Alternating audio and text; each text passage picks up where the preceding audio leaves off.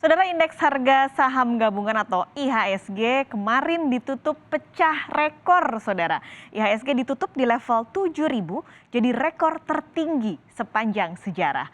IHSG ditutup menguat di level all time high setelah investor merespon potensi perundingan perdamaian antara Rusia dan Ukraina. Sektor-sektor energi juga mendorong penguatan IHSG imbas dari sentimen kenaikan harga minyak dunia. Tak hanya itu, pelaku pasar juga masih merespon pidato Ketua The Fed Jerome Powell yang dibacakan Senin kemarin. Jerome Powell memberi isyarat bahwa The Fed akan mengetatkan kebijakan moneter yang lebih agresif dibanding sebelumnya.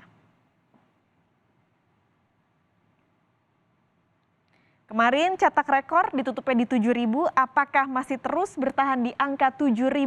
Rekor tertinggi sepanjang sejarah untuk IHSG kita akan lihat di pembukaan perdagangan pagi ini.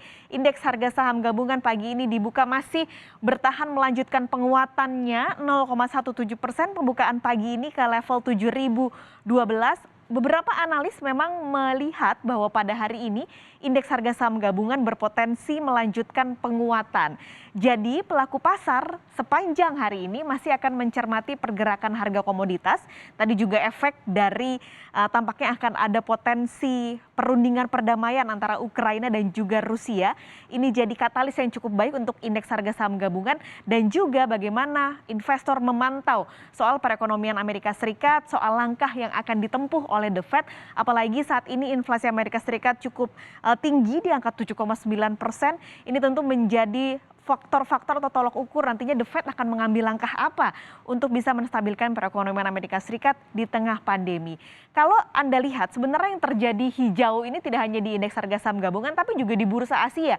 Semuanya hijau pagi ini. Dan kenaikan paling tinggi bahkan terjadi di Nikkei, hampir 3% kenaikannya, 2,77% pada pagi hari ini. Kita intip sejenak bagaimana dengan komoditas, harga minyak dunia lalu juga harga CPO.